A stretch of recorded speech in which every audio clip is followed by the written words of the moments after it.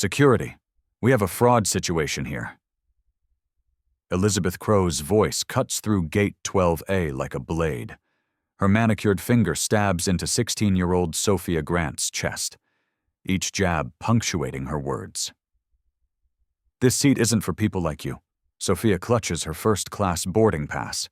Elizabeth rips it from her hands, examines it like evidence of a crime. Passengers stop. Phones rise. The terminal holds its breath. I don't care what this paper says. Elizabeth's theatrical disgust plays to her audience. You don't belong in first class. She tears the boarding pass in half. The pieces fall. Sophia bends to collect them, her hands shaking. Elizabeth's heel steps on one fragment, grinding it into the carpet. Nice try, sweetheart. But I've seen this scam before. Humiliation burns Sophia's face as 300 strangers watch her degradation unfold. Sophia's phone screen lights up with a contact Elizabeth will never forget. 4 hours earlier, Sophia arrives at the international terminal alone. Her worn backpack and simple hoodie draw dismissive glances from luxury travelers streaming toward first-class check-in. The ticket agent barely looks up when Sophia approaches. Economy check-in is at the other end, honey. Sophia slides her confirmation across the counter. First class to London, please. The agent's eyebrows shoot up. She studies the document like it might bite her. Types slowly, frowns at her screen. This is unusual. Are you traveling with family? Just me. And you're how old? 16. The agent's skepticism thickens the air. She prints the boarding pass with visible reluctance, as if expecting it to burst into flames. Gate 12A, boarding in 2 hours. At the airport cafe, Sophia overhears 2 flight attendants gossiping over lattes. Elizabeth is working the London route today, says the blonde. She has zero patience for suspicious upgrades. Her brunette companion laughs. Remember that basketball player last month? She made him prove he could afford first class before letting him board. Elizabeth maintains standards. That's why passengers respect her. Sophia texts her father. Beginning the test. We'll report everything. His response arrives instantly. Remember, you're anonymous today. Experience our service like any other customer. 3 terminals away, Elizabeth Crow reviews her passenger manifest in the crew lounge. 23 years with Pinnacle Airlines has taught her to spot trouble before it boards. She circles several names with her red pen. Frequent flyers get green check marks. First-time passengers get question marks. But when she spots Sophia Grant, age 16, first class, traveling alone, her pen hovers. The passenger photo shows a young black girl in casual clothes. Probably some computer glitch, Elizabeth mutters to her colleague. Or worse, credit card fraud. These kids think they're clever. She makes a note beside Sophia's name. Verify payment method. Check ID thoroughly. Elizabeth has built her reputation on catching irregularities others miss. Gate agents defer to her judgment. Supervisors trust her instincts. Passengers appreciate her diligence in maintaining cabin standards. Today, those instincts will destroy everything she's built. She clips the manifest to her clipboard. Satisfied she's identified potential problems before they escalate. Elizabeth Crow has no idea she's about to humiliate her boss's daughter. Boarding begins at Gate 12A. Sophia joins the first-class line. Boarding pass ready. Her calm demeanor masks the nervous energy coursing through her veins. Elizabeth appears at the gate podium, like a hawk spotting prey. Her eyes lock onto Sophia immediately. She whispers something urgent to the gate agent, who nods with sudden concern. "Excuse me, miss." Elizabeth's voice carries authority that makes nearby passengers pause their conversations. She approaches Sophia with the measured steps of someone accustomed to command. "I need to verify your boarding documents." The request sounds routine, but Elizabeth's tone suggests she's already found Sophia guilty of something. First-class passengers crane their necks to watch the drama unfold. Of course. Sophia extends her boarding pass and ID with steady hands. Elizabeth examines everything with exaggerated thoroughness. She holds the documents up to the light, checking for forgeries that don't exist. Her performance draws approving nods from watching passengers. This seems irregular. Elizabeth's voice projects across the gate area. How exactly did you acquire a first-class ticket? My father purchased it. And what does your father do? The question hangs in the air like an accusation. Elizabeth's smile never reaches her eyes as she waits for an answer that will justify her suspicions. He works in aviation. Elizabeth exchanges meaningful glances with nearby passengers. A businessman behind Sophia mutters loud enough for others to hear. Good catch, Elizabeth. These upgrade scams are getting sophisticated. I'm going to need additional verification. Elizabeth signals the gate agent with barely concealed triumph. Pull up the purchase history for this ticket. The computer screen shows legitimate purchase details, corporate credit card, expedited processing. Everything validates Sophia's story perfectly. System shows valid purchase. The gate agent whispers, confusion creeping into her voice. Elizabeth's jaw tightens. Being wrong isn't acceptable with this audience watching her every move. Her reputation depends on being right about these situations. Computer systems can be compromised, she announces loudly. I'm exercising my authority as senior cabin crew to conduct additional screening. The businessman nods approvingly. Better safe than sorry with these kids today. Elizabeth feeds off the support, her confidence swelling with each approving murmur from the crowd. Step aside, please. We need to resolve this properly. Elizabeth decides to transform suspicion into spectacle. Step over here, please. Elizabeth's command echoes across the gate area. She wants maximum visibility for what comes next. Sophia moves to the designated screening zone, confusion growing. Is there a specific problem with my documentation? The problem is your story doesn't add up. Elizabeth circles Sophia like a predator stalking wounded prey. First-class tickets cost thousands of dollars. You're wearing Target clothes and carrying a backpack that's seen better days. Passengers gather closer, forming a human amphitheater around the unfolding drama. Phones emerge from pockets, recording angles captured for social media consumption. Ma'am, I have every right to be here. Rights? Elizabeth's laugh carries cruel amusement. Let me explain your rights. I have absolute authority over who boards this aircraft. If I determine you're unsuitable for first-class service, you don't fly first class. Period. She signals airport security with theatrical urgency. Two officers approach reluctantly. They see a polite teenager, not a criminal threat. I want this boarding pass verified by fraud prevention immediately. Elizabeth snatches the document from Sophia's hands. Check for counterfeiting, stolen credit cards, anything suspicious. The security officers exchange uncomfortable glances. Ma'am, our system's already validated.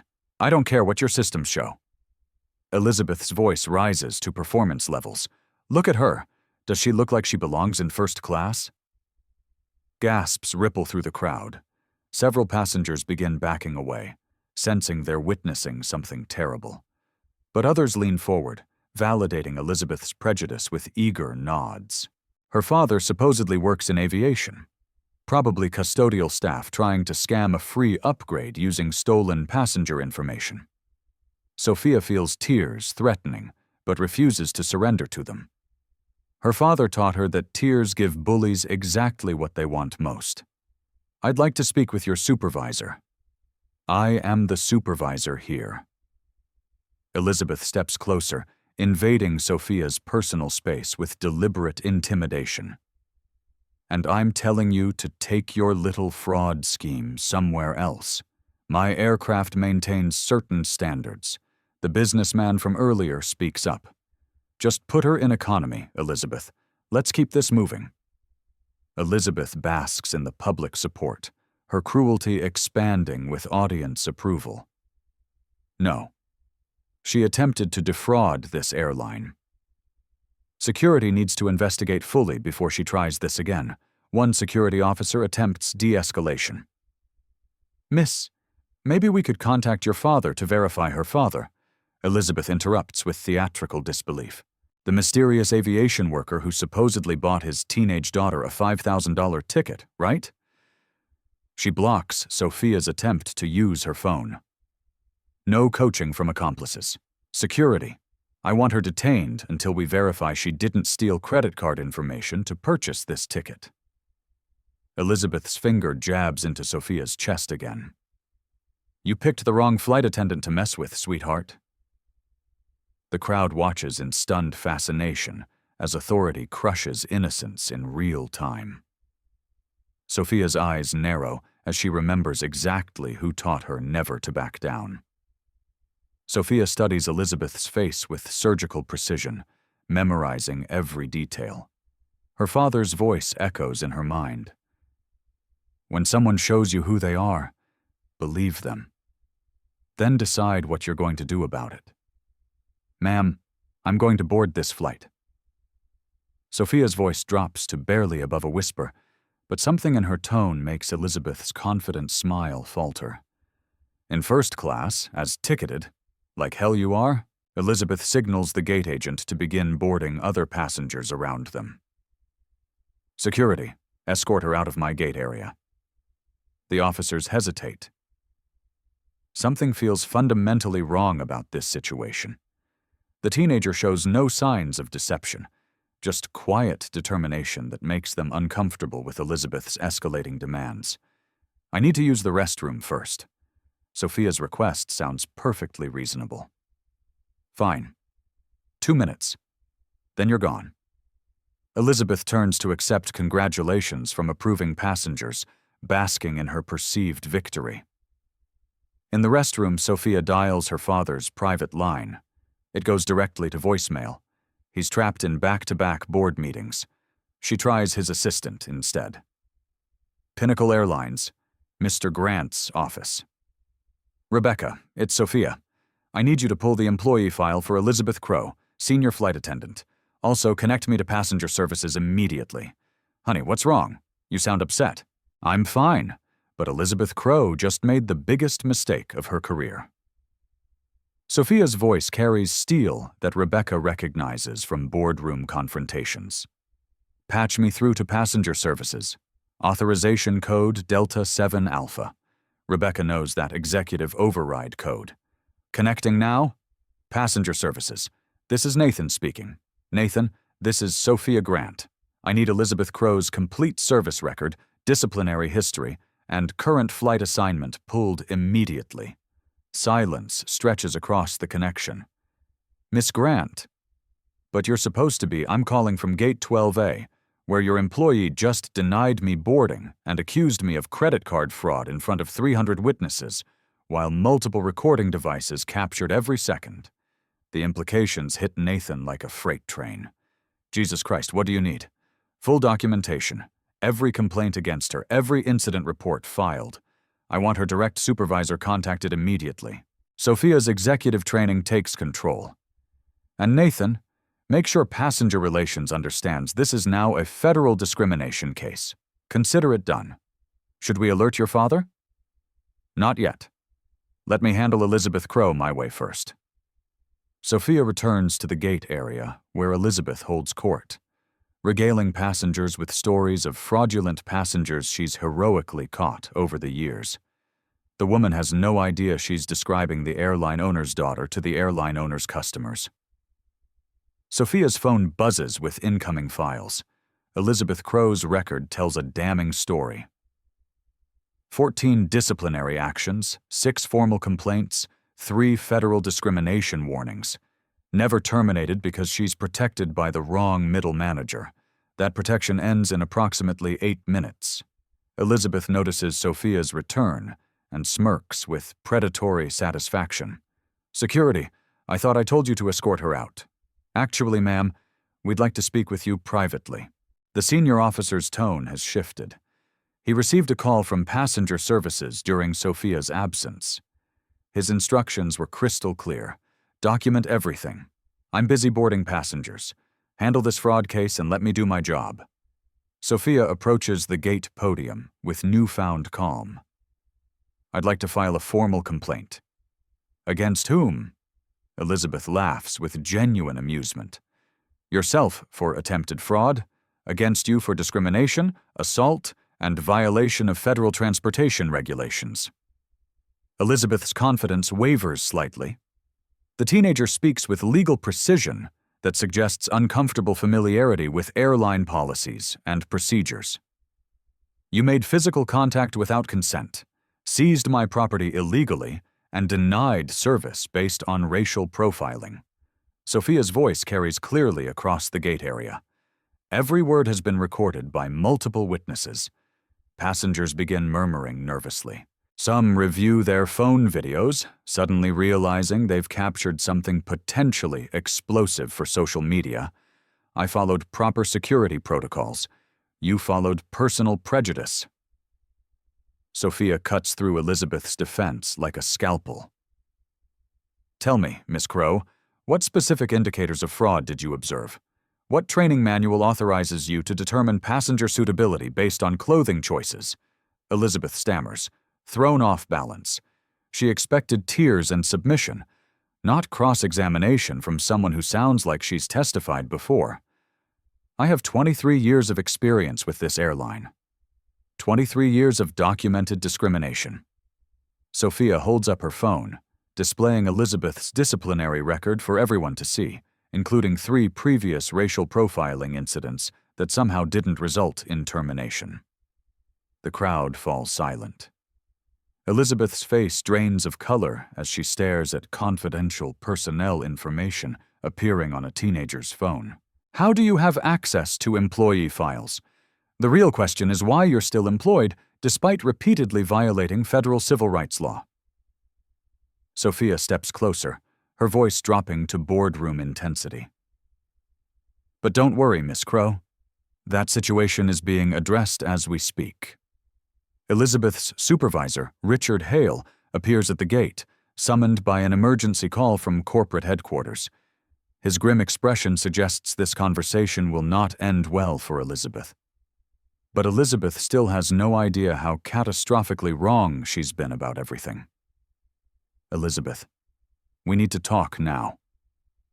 Supervisor Richard Hale's voice carries urgency that silences nearby conversations.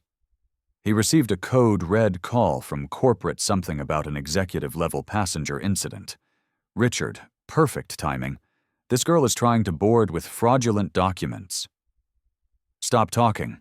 Hale's sharp command cuts through Elizabeth's explanation like a blade. Miss Grant, I sincerely apologize for this incident. Let me personally ensure you're properly accommodated. Elizabeth's confusion deepens into something approaching panic. Why is Hale treating this teenager with executive-level deference? I appreciate that, Mr. Hale, but I think we need to address the systemic issues that allowed this incident to occur. Sophia speaks with boardroom authority that makes Hale visibly nervous. Absolutely. Whatever you need. I need Miss Crow to explain her actions to these witnesses. Sophia gestures toward the crowd. They deserve to understand what they just participated in. Elizabeth realizes she's lost complete control of the situation. Richard, what's going on? Why are you? Because I just got off the phone with corporate headquarters. Hale's voice drops to a whisper, but passengers strain to hear every word. Do you understand what you've done? I protected airline security from obvious fraud. You attacked the wrong person, Elizabeth. The absolutely wrong person. Sophia's phone rings. She glances at the screen displaying Dad and declines the call, earning shocked looks from Hale, who recognizes the implications immediately. Ms. Crow, you have 30 seconds to apologize to these passengers for the discrimination they witnessed. Sophia's calm delivery makes the ultimatum more terrifying than shouting would. I don't apologize for doing my job properly. Your job ended 10 minutes ago. Hale produces his tablet with trembling hands. Elizabeth Crow, you're suspended pending federal investigation. Security will escort you off company property immediately. Elizabeth stares in disbelief as 23 years of authority crumble around her. You can't suspend me over this, little. Watch your next words very carefully. Hale's warning carries genuine fear. The crowd buzzes with speculation and phone cameras. Who is this teenager who can end careers with a single phone call? Elizabeth's about to discover that aviation worker was the understatement of the century. Elizabeth's phone explodes with notifications. Text messages flood her screen. What did you do? Corporate is going insane. You're trending on Twitter. She checks social media to find videos of the incident already viral. Number airline discrimination climbs trending lists with terrifying speed. The comments are brutal and personal. This has to be a misunderstanding. Elizabeth's voice cracks as 23 years of confidence disintegrates. Richard, you know me. I've worked here since I thought I knew you. Hale reviews something on his tablet that makes him pale further. Elizabeth, do you know who Sophia Grant is? Some kid trying to scam her way into first class with stolen credit cards? She's the CEO's daughter. The words hit Elizabeth like physical blows. The gate area falls completely silent, except for the sound of phones recording her destruction in real time. That's impossible. Grant doesn't have any. Elizabeth stops, remembering whispered rumors about the CEO's fierce protection of his family's privacy. His 16-year-old daughter, who you just accused of fraud, physically intimidated and publicly humiliated. Hale's voice carries to the back of the gate area in front of cameras on social media, creating a federal discrimination case that's already trending nationally. Elizabeth's legs wobble. She grabs the podium for support as her world tilts sideways. I didn't know she was... You didn't know because you saw a black teenager and assumed criminality? Sophia's quiet words slice through Elizabeth's desperate protests. Just like you did to the basketball player last month. Just like your documented pattern spanning 14 disciplinary actions. The businessman who supported Elizabeth earlier backs away, frantically deleting his phone video. The board is convening an emergency session. Hale continues relentlessly. Legal is preparing federal defense statements. PR is in full crisis mode, all because you couldn't see past your prejudices. Elizabeth's phone rings with a call from corporate security. Her hands shake too violently to answer. Miss Crow, you have one opportunity to salvage anything from this disaster. Sophia checks her watch with executive precision. Publicly apologize to every person who witnessed your behavior, then quietly resign with whatever dignity remains. I won't resign over this. Then you'll be terminated with cause. No severance, no references, no pension. Elizabeth is about to learn that humiliating the boss's daughter carries consequences beyond imagination. Sophia's phone buzzes with a text from her father. Boarding now, Gate 12A. In 5 minutes, Elizabeth notices the message, and her confusion deepens into terror. Who's boarding at? The gate area suddenly transforms. Airport security creates a protective corridor. VIP services appears with escort vehicles. Hale straightens his uniform and checks his watch nervously. Ms. Grant, your father insisted on handling this personally. Hale's voice carries barely controlled panic. He'll be here momentarily. My father? Sophia smiles for the first time since this nightmare began. That should be interesting. Elizabeth finally begins connecting the pieces. The difference, the emergency calls, the corporate panic, but the full scope still eludes her completely. Richard, who exactly is Grant? Elizabeth's whisper barely carries past her own lips. Before Hale can answer, the corridor clears. Alexander Grant strides through the gate area with the commanding presence that built Pinnacle Airlines from a regional carrier into an international powerhouse. 602, impeccably dressed, radiating the quiet authority that transforms boardrooms and reshapes industries. The man whose face graces magazine covers and business documentaries worldwide. The crowd recognizes him instantly. Gasps ripple through the terminal as passengers realize they've witnessed the systematic destruction of an employee by the company's owner, Daddy. Sophia's single word carries across the silent terminal like a thunderclap. Elizabeth's world collapses completely. Every assumption, every justification, every moment of arrogant authority crashes down simultaneously. The teenager she humiliated is the daughter of the most powerful man in aviation. Alexander Grant surveys the scene with the measured calm that precedes corporate earthquakes. His expression remains neutral, but employees recognize the dangerous stillness before devastating storms. "Mr. Grant, sir, I can explain." Hale begins desperately. "No need, Richard. I reviewed the security footage during my drive over." Grant's voice carries the authority of billion-dollar decisions and boardroom conquests. "So, Crow, I presume?" Elizabeth can't speak, can barely breathe as the full magnitude crashes over her. 23 years with my company, 14 disciplinary actions, 6 discrimination complaints, 3 federal warnings.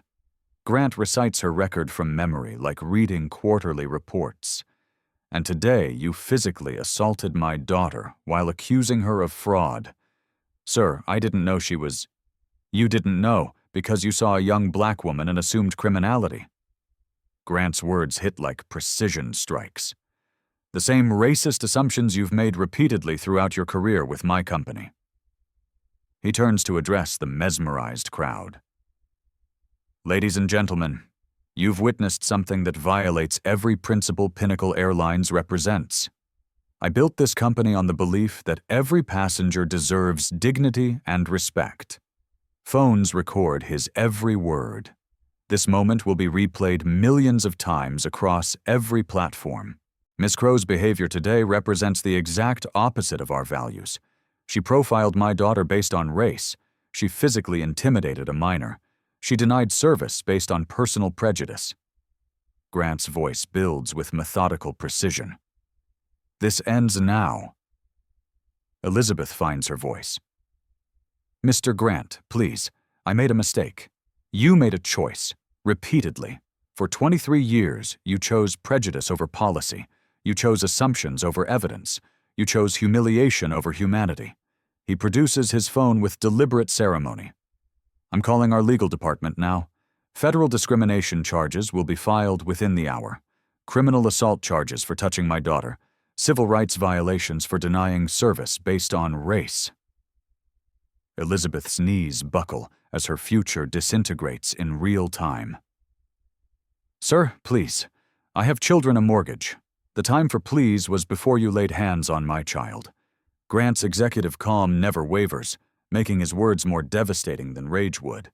"Before you tore up her boarding pass, before you called security to arrest her for the crime of being black in first class." He turns to Hale with surgical precision. "Richard, Ms. Crow's termination is effective immediately. Security will escort her from company property. Her badge, access cards, and all company property are to be collected now."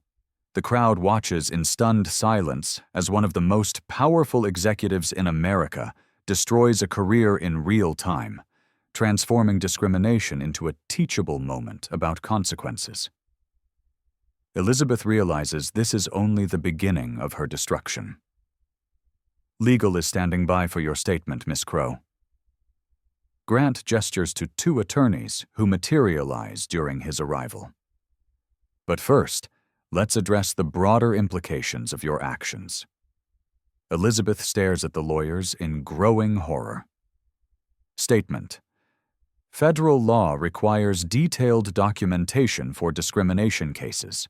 Your behavior today violated the Civil Rights Act, federal aviation regulations, and company policy. Attorney Laura Kim opens her tablet with professional efficiency. Each violation carries specific penalties. Grant continues his systematic dismantling with boardroom precision. Richard, I want every passenger who witnessed this incident compensated. Full refunds, first-class upgrades on future flights, and formal apologies from corporate leadership. Absolutely, sir. I also want a complete audit of Miss Crow's service record. Every passenger interaction over the past 5 years. Any evidence of discriminatory behavior gets reported to federal authorities immediately. Elizabeth realizes the scope expanding exponentially beyond her worst nightmares. Mr. Grant, surely we can resolve this internally through HR. Internal resolution. Grant's laugh contains no humor whatsoever. You assaulted my daughter in front of 300 witnesses, while cameras recorded everything. This stopped being internal the moment you decided to make a public spectacle of your racism. His phone buzzes constantly. Board members, media outlets, government officials responding to the viral videos spreading across every platform. Pinnacle Airline's stock price fluctuates with each news update. Ms. Kim, what are the federal penalties for airline employee discrimination? Criminal charges carry up to 10 years imprisonment. Civil penalties reach $150,000 per violation. The victim can seek additional damages for emotional distress, punitive measures, and legal costs. Elizabeth's face goes ashen as numbers that could destroy her life entirely pile up like an avalanche. I can't afford those kinds of... You should have considered financial consequences before committing federal crimes. Grant shows no sympathy for the woman who terrorized his child, but the personal consequences pale compared to what you've done to this company. He addresses the crowd again with executive authority. Pinnacle Airlines will cooperate fully with federal investigators, will implement new training protocols, oversight systems, and accountability measures. This incident will drive positive change industry-wide. Passengers begin applauding spontaneously. They're witnessing corporate accountability in real time, something rarely seen in modern business. Mr. Grant, a passenger calls out, how do we know this isn't just PR damage control? Grant nods appreciatively at the challenging question. Fair point. Here's what happens next. Within 30 days, we'll publish a comprehensive discrimination prevention plan. Every employee undergoes mandatory bias training with real consequences for failure. Customer service representatives receive authority to override any decision that appears discriminatory. He continues building momentum with practiced skill.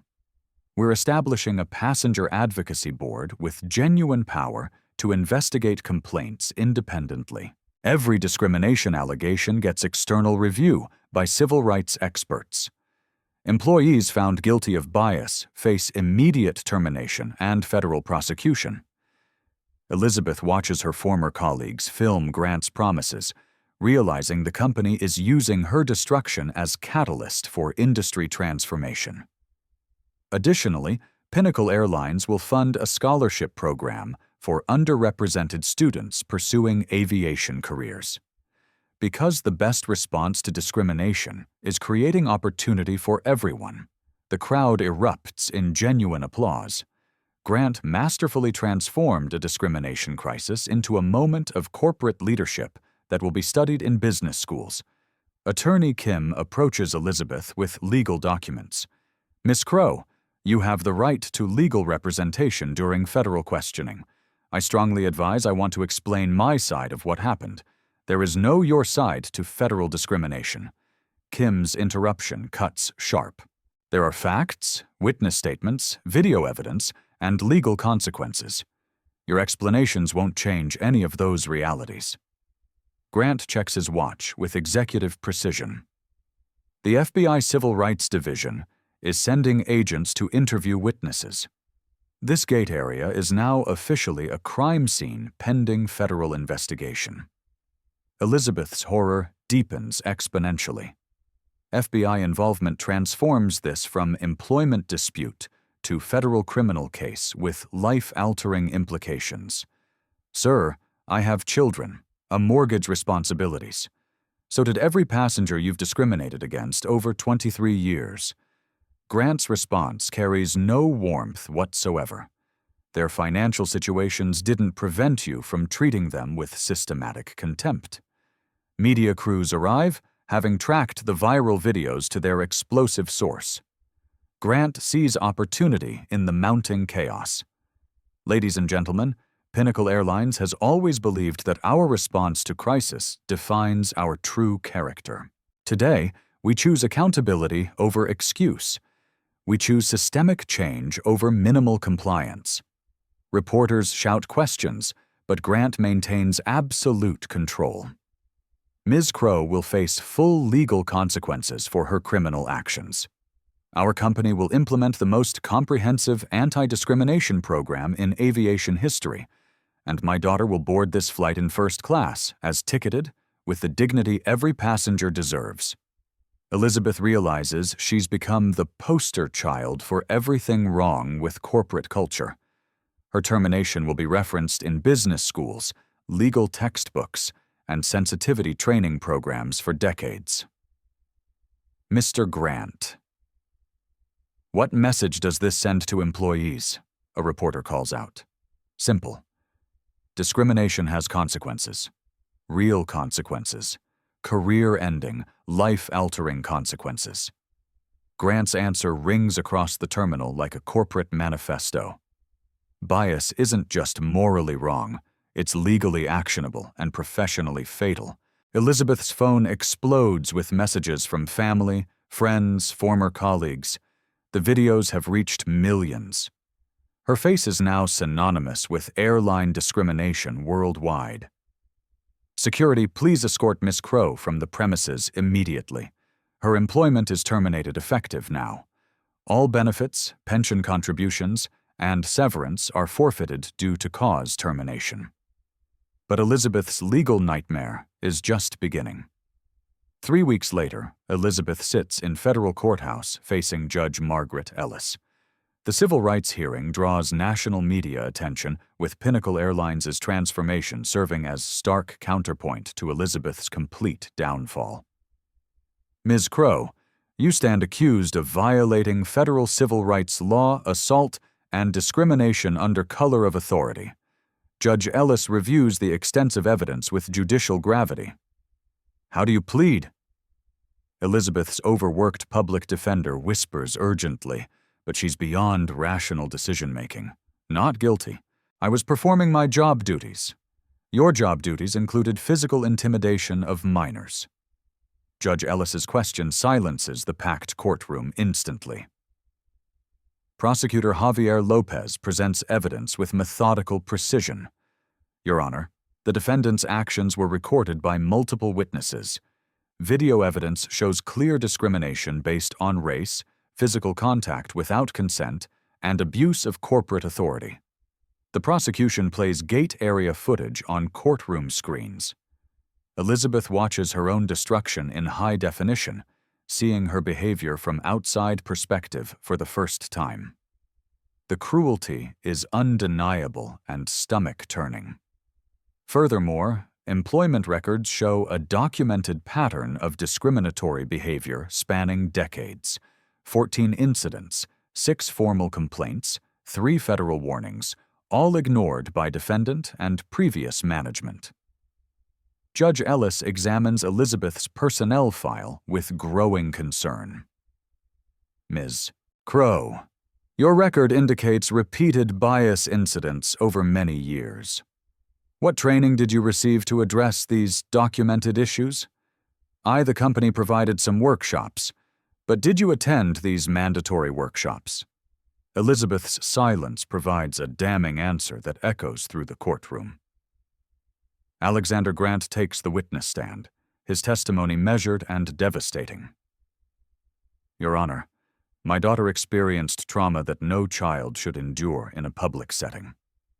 But more importantly, Ms. Crow's actions represent systemic problems we're now addressing industry-wide. He details Pinnacle Airlines' comprehensive response, complete policy overhaul, mandatory bias training with real consequences, independent oversight board, and zero-tolerance enforcement. We've terminated 12 additional employees found guilty of discriminatory behavior. Judge Ellis nods approvingly. Mr. Grant, your company's response demonstrates corporate responsibility rarely seen in discrimination cases. Elizabeth's defender attempts desperate damage control. Your Honor, my client's career is completely destroyed. She's unemployable in aviation, faces financial ruin, and endures social ostracism. Hasn't she suffered proportional consequences? Has she? Judge Ellis addresses Elizabeth directly with piercing intensity. Do you understand the impact of your actions on Miss Grant? Yes, Your Honor. Do you understand the broader impact on every passenger who witnessed your behavior? Every person who saw those videos and recognized their own experiences with institutional discrimination? Elizabeth nods weakly, finally grasping the scope. Do you understand that your actions reinforced harmful stereotypes and made air travel demonstrably less safe for people of color nationwide? Yes, Your Honor. Judge Ellis delivers her verdict with judicial authority. This case represents more than individual misconduct. It demonstrates how unchecked bias corrupts institutions and damages society systematically. Ms. Crow, you're sentenced to 18 months federal prison, 3 years supervised probation, and $75,000 in fines.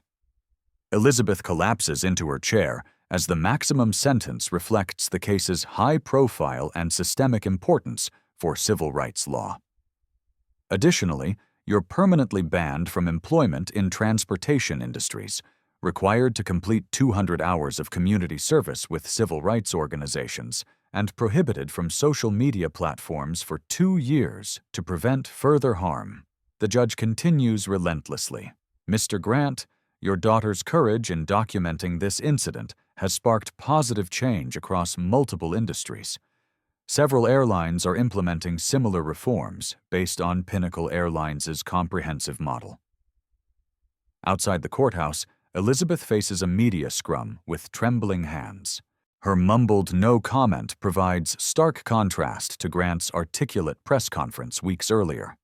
Her former colleagues avoid eye contact completely. Professional networks have evaporated overnight. Social media profiles require constant monitoring due to ongoing harassment. The discrimination video follows her everywhere.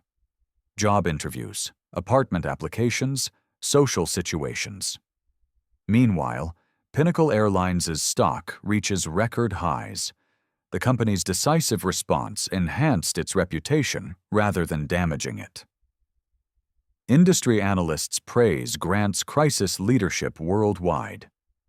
Elizabeth's story becomes cautionary tale in business schools, legal seminars, and corporate training programs.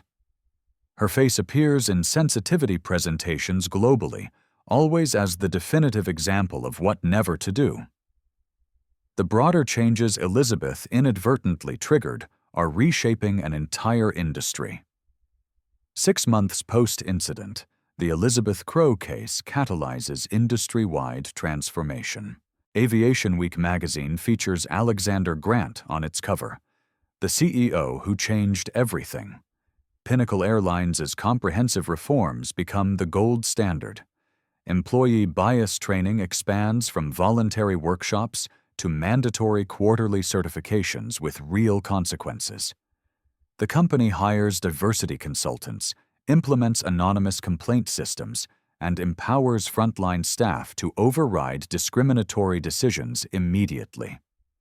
We measure success by incidents prevented, not just problems resolved, Grant tells the International Aviation Conference. His presentation draws standing ovations from competitors who initially criticized his overreaction. The Passenger Advocacy Board reviews 847 complaints in 6 months, identifying discriminatory patterns invisible to traditional corporate structures.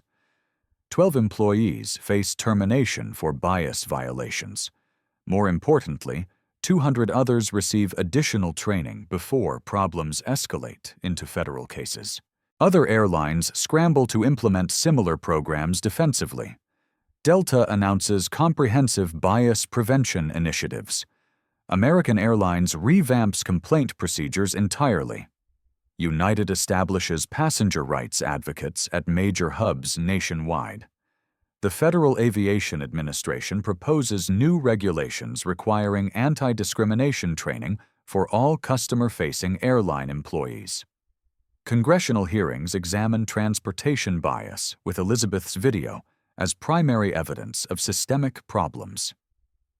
The Crow case demonstrates that individual prejudice creates institutional problems requiring institutional solutions, testifies Dr. Elena Vargas, civil rights attorney.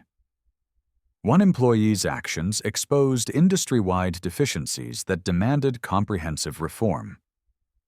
Sophia Grant, now 17, speaks at high school assemblies about confronting discrimination with courage. Her poise and articulation inspire thousands of teenagers facing similar challenges nationwide. People ask if I was scared, she tells students at Lincoln High School. Of course I was terrified. But my father taught me that fear is information, not instruction. The fear told me this was serious, but it didn't tell me to surrender my dignity. Students record her presentations, creating viral moments that contrast sharply with Elizabeth's destruction.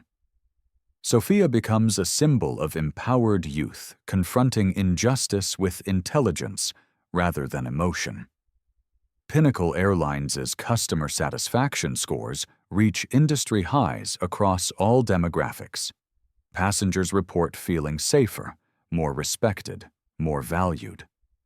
The company's crisis response attracted customer loyalty that no advertising campaign could purchase. Elizabeth Crow's prison term becomes focal point for criminal justice reform advocates. Some argue her sentence was excessive for first-time discrimination. Others insist it was proportionate to the systematic harm caused. Her case study appears in law school curricula nationwide.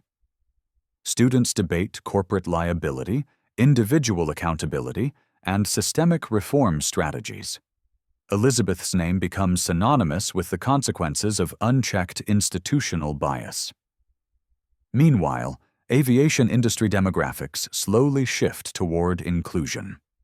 The scholarship program inspired by Sophia's treatment funds 150 students annually. Applications from underrepresented communities increase 300% across major airlines. Young people entering aviation cite the Crow case as motivation for career choices. They see an industry actively confronting its problems rather than ignoring them systematically. The incident that began with discrimination evolves into recruitment catalyst for diversity. Flight attendants undergo enhanced training emphasizing dignity, respect, and cultural competence. The profession attracts candidates with social work backgrounds, conflict resolution skills, and genuine commitment to service rather than just authority. Elizabeth's former colleagues embrace the changes, recognizing how her behavior endangered everyone's careers. They become advocates for reform, understanding that discrimination liability threatens entire companies, not just individual employees. 1 year later, Sophia faces her next challenge with newfound confidence. 1 year after the gate incident, Sophia Grant boards another Pinnacle Airlines flight. This time, she travels with her father to London for a business conference where he'll speak about corporate crisis management and systemic change. The gate agent recognizes her immediately, not from discrimination videos, but from company diversity materials featuring her scholarship program. Miss Grant, welcome back. First-class boarding begins in 15 minutes, thank you. Sophia smiles genuinely. The interaction feels natural, respectful, fundamentally human. Flight attendant Jordan Lee, Elizabeth Crow's replacement as senior cabin crew, approaches during boarding. Ms. Grant, I wanted to thank you personally. Your courage changed everything for people like me.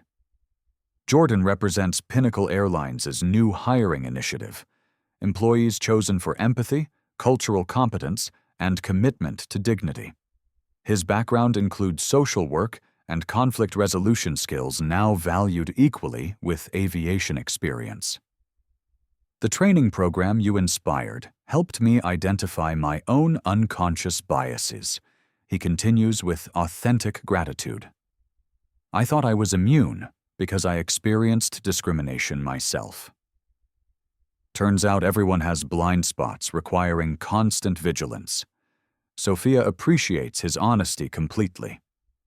The incident's aftermath revealed bias exists across all demographics, requiring vigilance from everyone, not just awareness from victims. During the flight, Sophia reflects on the year's transformative changes. Elizabeth Crow served 8 months before early release to a halfway house. Her community service involved speaking at bias prevention workshops, ironic redemption through education. The former flight attendant's presentations proved unexpectedly powerful with audiences. Her authentic remorse and detailed analysis of discriminatory thinking patterns resonated deeply.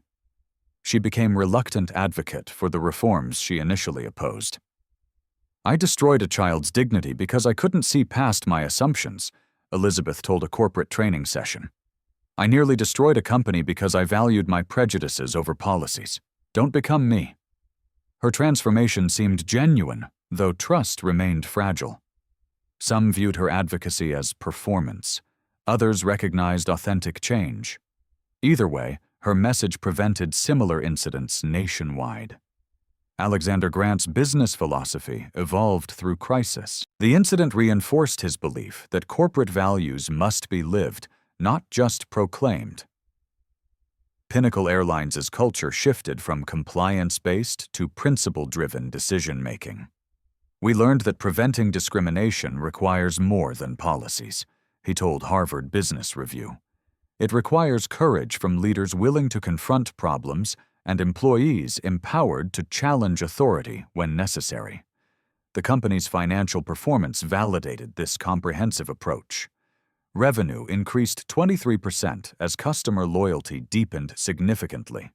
Employee satisfaction reached record highs as workers felt proud of their company's authentic values. Sophia began her senior year with scholarship offers from top universities nationwide. Her essay about confronting discrimination impressed admissions committees everywhere. But she faced a different choice than most teenagers. I could study anywhere, she told her father during the London flight. But I want to study here: aviation management, civil rights, law, corporate leadership. I want to understand how systems actually change. Alexander Grant smiled with paternal pride. His daughter chose to build rather than simply criticize. She would enter the family business not through privilege, but through rigorous preparation. The plane descended toward London as Sophia reviewed her college applications. Each essay returned to the same central theme. Individual courage catalyzes systemic change, but lasting transformation requires unwavering institutional commitment. Her experience taught her that discrimination thrives in silence and withers under sustained scrutiny. Speaking up was necessary, but insufficient. The real work involved creating systems where speaking up wasn't required because bias couldn't take root. As they landed, Sophia noticed Jordan Lee ensuring every passenger felt genuinely welcomed during disembarkation. His authentic care reflected company-wide cultural transformation. Dignity wasn't performance, it was practice. Share your thoughts in the comments below. Have you witnessed discrimination in travel? How did you respond? What changes would you implement to prevent bias in customer service? Like this video if you believe in standing up to discrimination wherever you find it. Your engagement helps these stories reach people who need to hear them most. Subscribe to Echo Narratives for more powerful tales of justice, prevailing over prejudice. Hit that notification bell to join our community of people committed to calling out injustice. You just witnessed the gap between power and responsibility. At Echo Narratives, we close that gap one story at a time. Subscribe and help hold systems, leaders, and gatekeepers accountable.